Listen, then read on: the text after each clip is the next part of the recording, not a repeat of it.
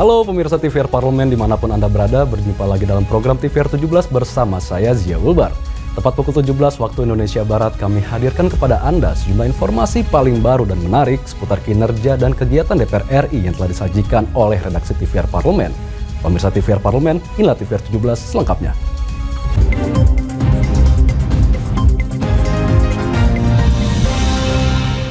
Kita awali TVR 17 sore ini dengan informasi dari Komisi 6 DPR RI yang mendorong pemerintah untuk mempertegas pengaturan mengenai sosial media yang harus mengantongi izin sebagai e-commerce jika ingin melakukan jual beli online. Pemerintah telah melarang media sosial beroperasi sebagai e-commerce seperti yang selama ini dipraktekkan TikTok Shop. Larangan itu dituangkan dalam Peraturan Menteri Perdagangan Nomor 31 Tahun 2023. Anggota Komisi 6 DPR RI mendukung kebijakan Menteri Perdagangan tersebut yang memperketat operasional e-commerce di Indonesia demi melindungi UMKM dalam negeri. Haris Turino menjelaskan, penutupan fitur TikTok Shop karena menjadi media sosial sekaligus melakukan transaksi jual beli. Padahal TikTok tidak memiliki izin sebagai e-commerce. Sementara di Indonesia, media sosial sekaligus e-commerce atau disebut social commerce belum memiliki izin. Yang ada selama ini adalah izin menjadi e-commerce. Pemerintah juga harus memastikan media sosial hanya untuk melakukan promosi. Jika ingin melakukan jual beli online, harus mengantongi izin sebagai e-commerce. Melindungi para UKM kita ya agar tidak kalah bersaing, bukan mengerem tapi menyajikan playing field ya, palagan persaingan yang sama gitu loh. Intinya setiap negara kan berusaha melindungi industri di dalam negerinya, itu pasti. Nah kalau orang lain tidak ngurus apa-apa, tidak ada izin SNI, tidak ada halalnya segala macam, sementara yang UKM diminta segala macam persyaratan, kan tidak adil. Meski nantinya TikTok Shop beroperasi lagi setelah mengantongi izin e-commerce, menurut Haris Turino, UMKM tidak akan dirugikan karena pemerintah telah membuat aturan terkait standar harga yang boleh dijual e-commerce serta larangan e-commerce menjadi produsen. Ken dan Tegar, TVR Parlemen, melaporkan. Dalam rangka memberikan jaminan pelayanan dan keselamatan bagi warga negara Indonesia yang berada di daerah konflik, pimpinan DPR RI mendorong pemerintah untuk terus mengupayakan pemulangan WNI yang berada di Israel maupun Palestina. Perang antara Israel dan kelompok milisi di Palestina bernama Hamas kembali memanas. Hingga informasi ini disusun, korban tewas mencapai 4.265 orang dan sekitar 15.000 orang terluka. Wakil Ketua DPR RI Muhaimin Iskandar meminta pemerintah mengoptimalkan berbagai upaya untuk mengevakuasi WNI yang masih berada di Israel dan Palestina. Muhaimin Iskandar mengungkapkan, negara wajib memberikan jaminan pelayanan dan keselamatan bagi warganya yang berada di daerah konflik. DPR RI tentunya juga melakukan upaya diplomasi untuk mencari berbagai solusi, salah satunya upaya perdamaian untuk Palestina. Segera lakukan penyelamatan, evakuasi, kemudian bantuan. Melakukan kontak-kontak, baik dengan pemerintahan yang ada di Palestina, Duta Besar Palestina. Saya akan mencari solusi-solusi non-government di luar pemerintah. Saya juga akan kontak pihak-pihak yang ada di Gaza, untuk supaya yang non-government ini tugas kami untuk berkomunikasi mencari jalan keluar. Sebagai pimpinan DPR, kami akan terus cari jalan keluar. Dan saya berharap Kementerian Luar Negeri jangan diam, proaktif, ambil inisiatif, lakukan peran-peran perdamaian. Sementara itu, dalam press release-nya, Ketua DPR RI Dr. Honoris Causa Puan Maharani mengimbau pemerintah Indonesia bersiap atas segala situasi dari memanasnya perang Israel-Hamas demi keselamatan WNI. Bantuan dan dukungan terhadap Palestina selalu didasarkan pada nilai-nilai kemanusiaan yang murni dan universal. Puan pun meminta masyarakat Indonesia menunda keberangkatan sampai perang mereda, baik yang ingin menjadi relawan maupun yang akan melakukan wisata religi. Nurbani, TVR Parlemen, melaporkan. Kita beralih ke informasi mengenai Komisi 9 DPR RI yang menilai Balai Latihan Kerja atau BLK memiliki peran penting dalam mempersiapkan sumber daya manusia, baik yang akan menjadi pekerja migran maupun untuk mendukung kelancaran pelaksanaan sejumlah mega proyek yang ada di Kalimantan Utara. Kementerian Ketenagakerjaan RI berencana membangun Balai Latihan Kerja atau BLK di lokasi pusat pemerintahan Pemprov Kalimantan Utara. Anggota Komisi 9 DPR RI menekankan BLK sangat diperlukan sebagai tempat untuk menyiapkan para calon pekerja migran Indonesia, mengingat Kalimantan Utara sering menjadi tempat transit para pekerja migran Indonesia ke Malaysia. Kardaya Warnika meminta pemerintah seharusnya memperhatikan pelayanan untuk calon pekerja migran Indonesia yang berasal dari maupun yang transit di Kalimantan Utara. Sayangnya, Kaltara belum memiliki balai latihan kerja. Padahal BLK memiliki peran sangat penting dalam mempersiapkan SDM, baik yang akan menjadi pekerja migran maupun untuk mendukung kelancaran pelaksanaan sejumlah mega proyek yang ada di Kaltara. Yang mencari pekerjaan ke luar negerinya itu, tenaga migrannya itu umumnya bukan orang Kaltara kan. Jadi kalau mau dikasih tempat untuk latihan kerja, yang dilatih itu orang Kaltaranya atau orang dari sumbernya, misalkan dari orang dari Nusa Tenggara Barat, dari Jawa, yang tentunya ya BLK itu di daerah sumbernya. Tetapi kita juga ya mendorong adanya BLK di Kaltara itu, paling tidak kalau orang misalkan transit itu dalam masa transitnya tuh bisa dididik. Pemprov Kaltara menyatakan proses pembangunan BLK akan dimulai tahun ini yang diinisiasi Kementerian Tenaga Kerja. Pembangunan BLK juga sudah masuk dalam 22 program prioritas Pemprov Kaltara untuk tahun 2024. Dari Kalimantan Utara, Koko Inugroho TVR Parlemen melaporkan. Indonesia menyatakan keprihatinan atas eskalasi konflik antara Israel dan Palestina akibat pecahnya konfrontasi antara tentara Hamas dan Israel di jalur Gaza yang memakan korban hingga 2.600 jiwa. Informasinya akan kami hadirkan sesaat lagi, untuk itu tetaplah di TVR 17.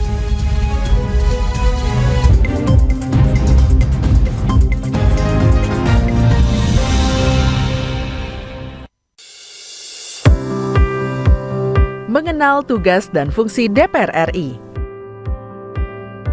Dewan Perwakilan Rakyat atau DPR adalah lembaga negara yang mewakili aspirasi rakyat. Kehadiran DPR RI merupakan salah satu bukti bahwa Indonesia merupakan negara demokrasi. Sebagai salah satu lembaga perwakilan rakyat, apa saja tugas dan fungsi yang diemban DPR RI? Berdasarkan pasal 20A ayat 1 Undang-Undang Dasar 1945, DPR memiliki 3 fungsi, yakni fungsi legislasi, anggaran, dan pengawasan. Tugas dan wewenang DPR berbeda untuk setiap fungsinya. Yang pertama, fungsi legislasi. Menyusun program legislasi nasional atau prolegnas, menyusun dan membahas rancangan undang-undang, menerima rancangan undang-undang yang diajukan oleh DPD, membahas rancangan undang-undang yang diusulkan oleh Presiden ataupun DPD, menetapkan undang-undang bersama dengan Presiden, menyetujui atau tidak menyetujui peraturan pemerintah pengganti undang-undang yang diajukan oleh Presiden untuk ditetapkan menjadi undang-undang. Yang kedua, fungsi anggaran. Memberikan persetujuan atas rancangan undang-undang tentang APBN yang diajukan oleh Presiden.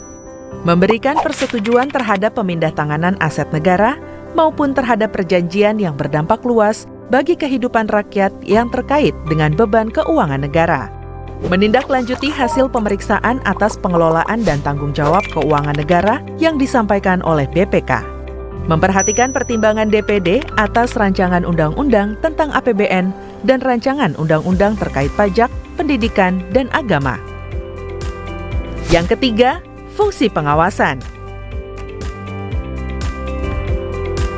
Fungsi pengawasan, DPR bertugas melakukan pengawasan terhadap pelaksanaan undang-undang APBN dan kebijakan pemerintah, serta membahas dan menindaklanjuti hasil pengawasan yang disampaikan oleh DPD. Demikian penjelasan tentang tugas dan fungsi DPR menurut undang-undang. Informasi ini dipersembahkan oleh TV dan Radio Parlemen, Biro Pemberitaan Parlemen, dan Sekretariat Jenderal DPR RI.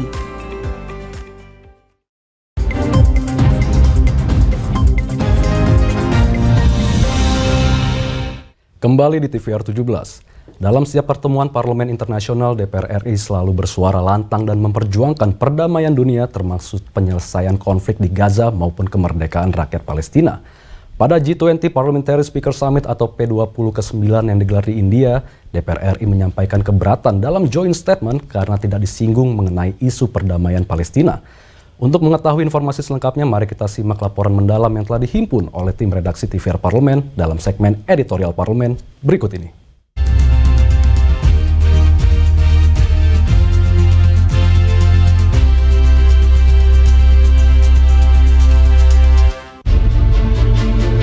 Indonesia menyatakan keprihatinan atas eskalasi konflik antara Israel dan Palestina akibat pecahnya konfrontasi antara tentara Hamas dan Israel di jalur Gaza. Seminggu berlalu sejak pecahnya konflik antara Hamas dan Israel, kondisi di jalur Gaza semakin mengkhawatirkan. Alih-alih adanya secercah perdamaian, justru serangan semakin gencar dilakukan, bahkan tentara Israel mendesak 1,1 juta warga di Gaza untuk mengungsi. Kementerian Kesehatan Palestina menyatakan bahwa korban meninggal dunia di negaranya telah menyentuh angka 2.600 jiwa. Ribuan jiwa tersebut meninggal akibat serangan udara Israel di Gaza. Kekerasan, konflik, bahkan perang yang mengakibatkan banyaknya warga sipil menjadi korban harus segera dihentikan. Telah banyak upaya dilakukan oleh negara yang tergabung di Perserikatan Bangsa-Bangsa atau PBB, khususnya Indonesia, untuk mendorong resolusi perdamaian. Namun sepertinya Israel tidak mengindahkan berbagai peringatan maupun perjanjian damai. Pertama, pasti dukung kemerdekaan Palestina. Yang kedua, kami sudah mengontak banyak ketua parlemen dan anggota parlemen untuk bikin resolusi bersama. Yang ketiga, kita berharap IPU segera membentuk pertemuan darurat agar kita bisa menyelesaikan masalah ini, termasuk POIC, parlemen anggota OKI, parlemen Asia dan parlemen ASEAN, sehingga betul-betul suara untuk hentikan kekerasan di Gaza khususnya bisa dieksekusi segera begitu. DPR RI mendorong 3 upaya konkret penyelesaian konflik Israel dan Palestina. Pertama, mendukung kemerdekaan rakyat Palestina. Kedua, melakukan konsolidasi antar ketua dan anggota parlemen berbagai negara untuk membuat resolusi perdamaian. Dan yang ketiga, mendorong IPU dan organisasi-organisasi antar parlemen membuat pertemuan darurat dalam rangka mewujudkan seluruh ide perdamaian yang telah disuarakan pada forum internasional. Negara-negara tertentu, kita ingin melihat ini secara objektif, secara garis besar, bahwa yang terjadi selama ini adalah pelanggaran yang sangat jelas dan sangat nyata oleh Israel terhadap perjanjian-perjanjian internasional, terhadap resolusi-resolusi Perserikatan Bangsa-Bangsa. Bahkan hampir setiap tahun selalu terjadi pelanggaran tersebut dengan penjarahan terhadap tanah-tanah milik warga Palestina di berbagai kota sampai juga Yerusalem. Dan pada tahun ini saja Perserikatan Bangsa-Bangsa mencatat sekitar lebih dari 300 warga Palestina yang dibunuh oleh Israel secara tidak sah gitu ya, dan terutama adalah warga sipil. Selain melakukan upaya diplomasi dalam penyelesaian konflik perang Israel dan Palestina, pemerintah Indonesia juga perlu melakukan langkah cepat melindungi warga negara Indonesia yang ada di jalur Gaza. DPR RI mendesak evakuasi cepat dan tepat agar tidak ada WNI yang menjadi korban. 3 langkah yang harus dilakukan. Segera lakukan penyelamatan, evakuasi, kemudian bantuan. Yang kedua, diplomasi. Saya sendiri akan terus melakukan kontak-kontak, baik dengan pemerintahan yang ada di Palestina. Besok saya ketemu Duta Besar Palestina. Saya akan mencari solusi-solusi non-government di luar pemerintah. Dan saya berharap Kementerian Luar Negeri jangan diam, proaktif, ambil inisiatif, lakukan peran-peran perdamaian. Nah, yang ketiga, mari kita bangun solidaritas rakyat Indonesia. Kita bantu penderitaan kekurangan pangan, air, dan berbagai fasilitas kesehatan. Kementerian Luar Negeri harus proaktif melakukan aksi nyata dalam mendesak PBB untuk menghentikan segala tindak kekerasan yang dilakukan Israel karena hal ini sudah melanggar hak asasi manusia. Tim Liputan TVR Parlemen melaporkan.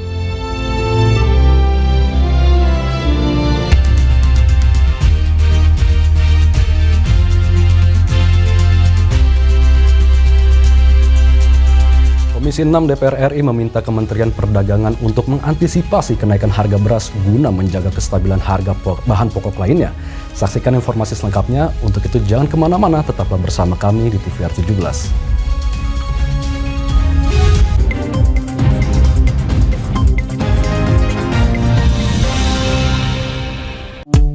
DPR RI memiliki fungsi diplomasi dalam menjalankan politik luar negeri sesuai dengan pasal 116 Undang-Undang MD3. Kontribusi aktif BKSAP DPR RI memainkan peranan penting dalam memenangkan persaingan global melalui IPU, IPA, IPPF, AIPA, dan PUIK. BKSAP memiliki komitmen yang tinggi dalam krisis kemanusiaan dunia. Fungsi diplomasi dijalankan untuk mendukung upaya pemerintah dalam melaksanakan politik luar negeri.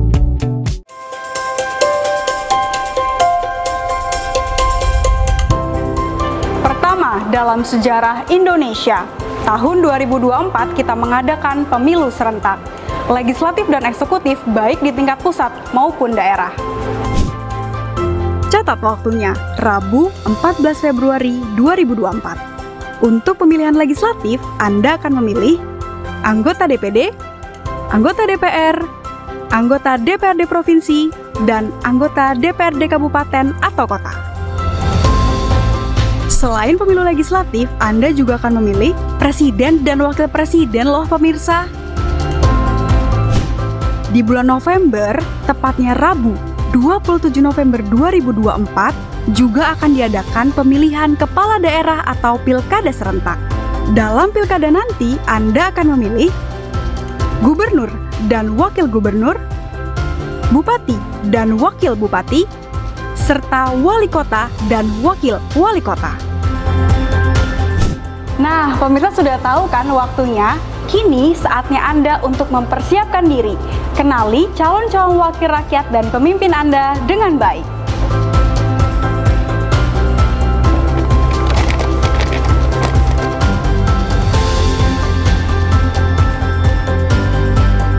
Jangan sampai kesempatan untuk memilih calon wakil rakyat dan pemimpin Anda terlewat begitu saja. Ayo ramaikan pesta demokrasi pemilu 2024 dengan meriah. Demi masa depan bangsa Indonesia.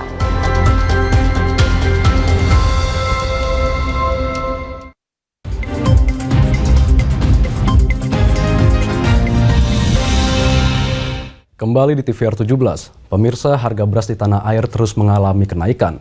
Kondisi ini terlihat dari tingginya rata-rata harga beras nasional menurut data panel harga pangan milik Badan Pangan Nasional. Menanggapi hal ini, anggota Komisi 6 DPR RI, Luluk Nur Hamidah, meminta pemerintah untuk segera melakukan langkah-langkah terukur untuk mengintervensi harga beras. Luluk juga mengkhawatirkan adanya permainan atau sesuatu yang bekerja di balik kenaikan harga beras saat ini yang tidak wajar. Simak liputan selengkapnya bersama rekan kami, Alfat Rizky. Baik pemirsa TVR Parlemen dimanapun Anda berada, saat ini saya sudah bersama dengan salah satu anggota Komisi 6 DPR RI, yaitu Ibu Luluk Nur Hamidah dari fraksi Partai PKB untuk daerah pemilihan Jawa Tengah 4, di mana saya akan menanyakan kepada Ibu Luluk terkait dengan isu terkini terkait dengan naiknya harga beras di pasaran dari beras medium tadinya 12.000 hingga 12.500 menjadi 13.500, dan juga beras premium yang biasanya 13.500 hingga saat ini mencapai 14.500. Lalu seperti apa yang akan dilakukan dari Komisi 6 DPR RI untuk menekan harga beras tersebut? Baik Bu, Ibu Luluk, kira-kira sudah ada koordinasi belum Bu dengan Kementerian Perdagangan terkait dengan strategi-strategi menekan harga beras yang saat ini melonjak di pasaran? Ya, sejauh ini kita belum ada koordinasi dengan Kementerian Perdagangan ya, karena memang baru hari ini rencananya ada rapat kerja dengan Kementerian Perdagangan, tetapi kita juga turut memantau situasi yang terjadi di lapangan dan terutama juga keluhan dari masyarakat terkait dengan naiknya harga beras ini. Nah, kalau menurut hematnya kami sebenarnya ini kan persoalan hulu hilir ya, yang memang harus sinkron antar unsur yang ada di pemerintahan. Maka kita meminta betul agar Kementerian Perdagangan bisa secepatnya melakukan langkah-langkah yang terukur agar terjadi intervensi yang bisa memungkinkan kenaikan harga gabah ini agar harga beras itu bisa ditekan sedemikian rupa dan tidak menyulitkan khususnya bagi keluarga yang menengah ke bawah, karena beras medium itu kan umumnya dikonsumsi oleh masyarakat yang berpenghasilan relatif rendah atau kemudian bahkan yang keluarga miskin. Nah, tapi kalau kemudian ini ternyata yang justru mengalami kenaikan sangat tinggi, ya saya kira pasti akan menimbulkan situasi yang sangat mengguncang dan tidak kondusif. Nah, yang kedua saya kira tugas dan mandat utama atau tupoksi dari Kementerian Perdagangan itu kan juga bisa menjaga stabilisasi harga-harga yang ada di pasaran. Maka perlu kita untuk mendengar tapi juga sekaligus meminta agar segera ada langkah yang sangat terukur. Ini kan ada isu bahwa di Tenggarai ada mafia beras yang kemudian bekerja. Dulu itu sudah pernah muncul dan kemudian terus muncul lagi, tetapi kalau kemudian tidak serius yang menyangkut dengan mengamankanlah para pemain-pemain yang memiliki kuasa untuk bisa mempermainkan harga-harga, ya saya kira ini pasti akan terus ulang. Jadi kita belajar dari skandal yang terkait dengan minyak sawit, minyak goreng, ya kan. Nah, kemudian juga sekarang dengan adanya beras, ini kan gampang sebenarnya. Beras itu pasti tidak, sebagian besar itu tidak diproduksi oleh petani. Jadi ini pasti ranahnya itu bukan petani, pemainnya itu pasti juga bukan petani. Jadi ini pasti juga ya pengusaha penggilingan, bisa yang skalanya besar, atau hal-hal yang lain, bisa juga distributor atau pihak-pihak yang memang memiliki gudang-gudang yang sangat besar. Yang menurut saya sidak aja itu, cek di mana tempatnya beras ini berada kok kemudian harganya bisa sangat tinggi. Apakah memang karena pasokan beras itu yang terbatas sehingga membuat kenaikan harga yang tinggi. Tetapi di sisi lain pemerintah kan bukannya udah meminta izin untuk impor 2 juta ton. Nah, itu kemana juga?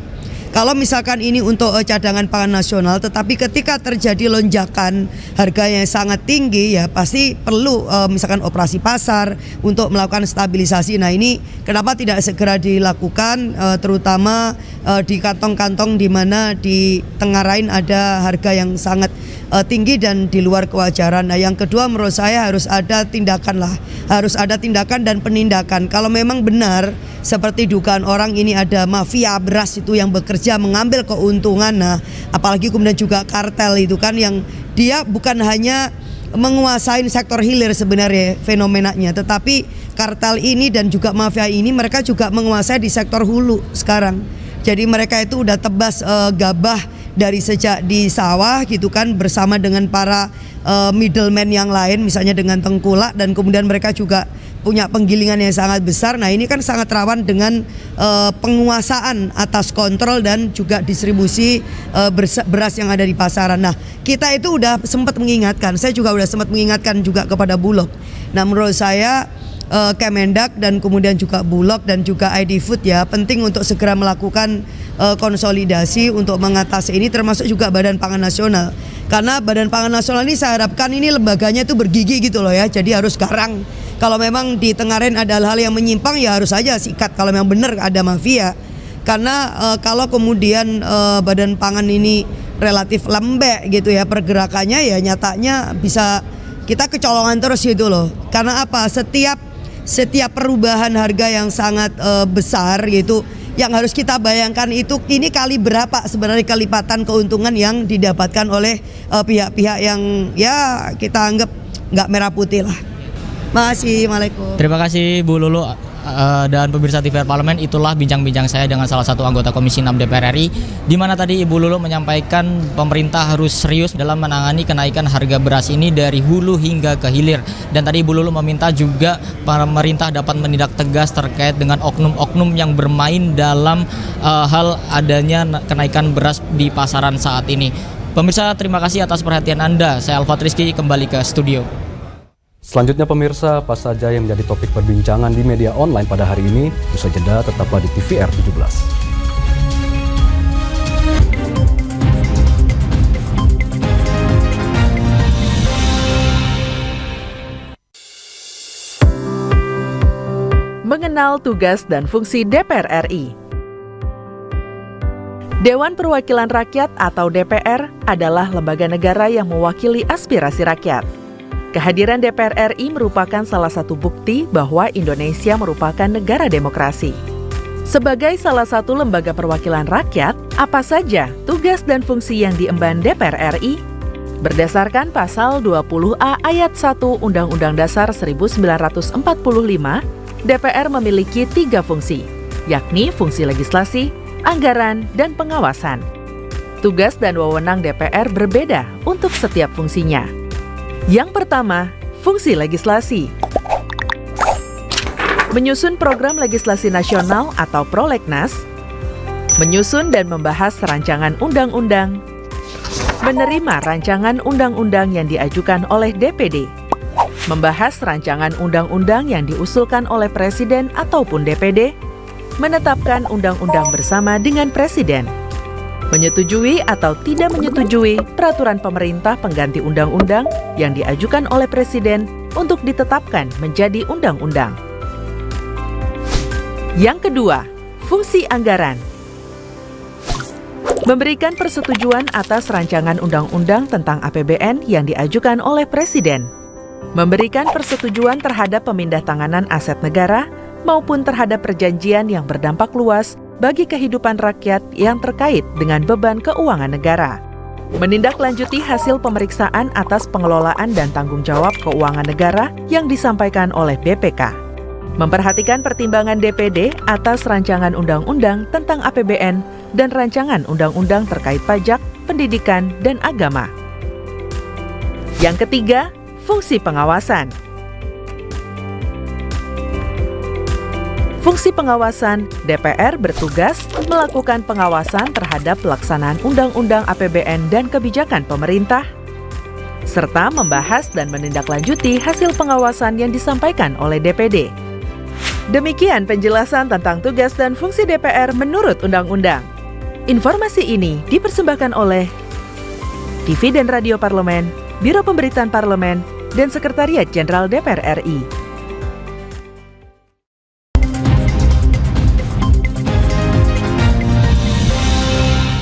Kembali di TVR 17, pemirsa, kali ini kita masuk ke segmen media nasional. Mari kita simak isu apa saja yang menjadi sorotan media serta tanggapan dari sejumlah anggota Dewan bersama rekan kami, Rini Reski.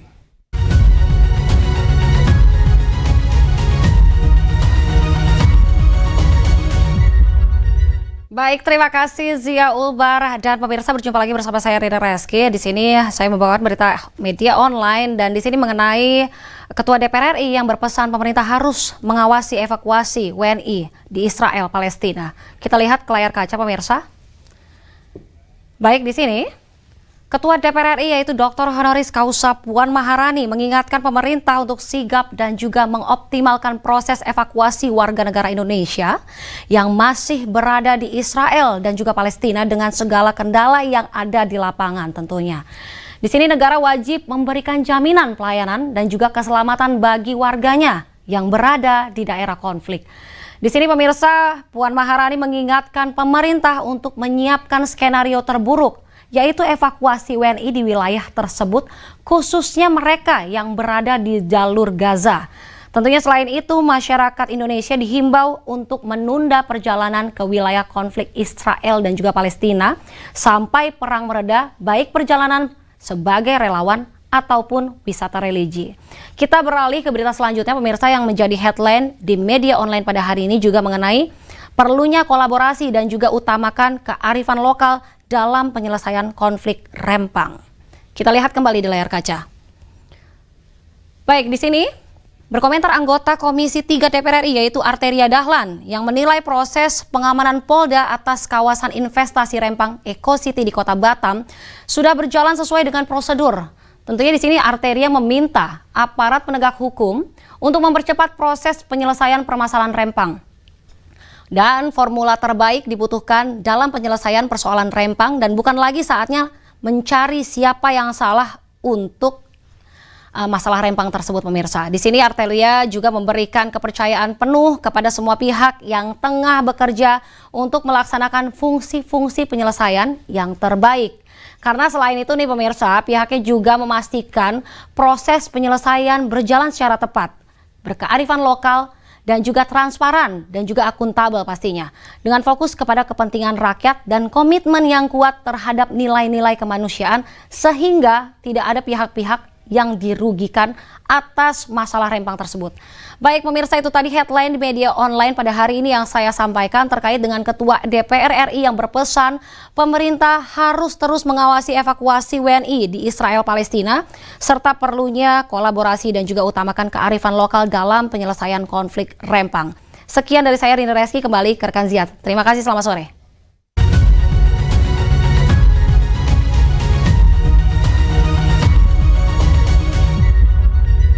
Terima kasih rekan Rini yang telah menyampaikan sejumlah sorotan dari media online nasional pada hari ini. Segmen media online tadi sekaligus menutup program TVR 17 sore hari ini. Saya Zia Ulbar beserta seluruh kru TVR Parlemen yang bertugas mengucapkan terima kasih dan pamit undur diri dari hadapan Anda.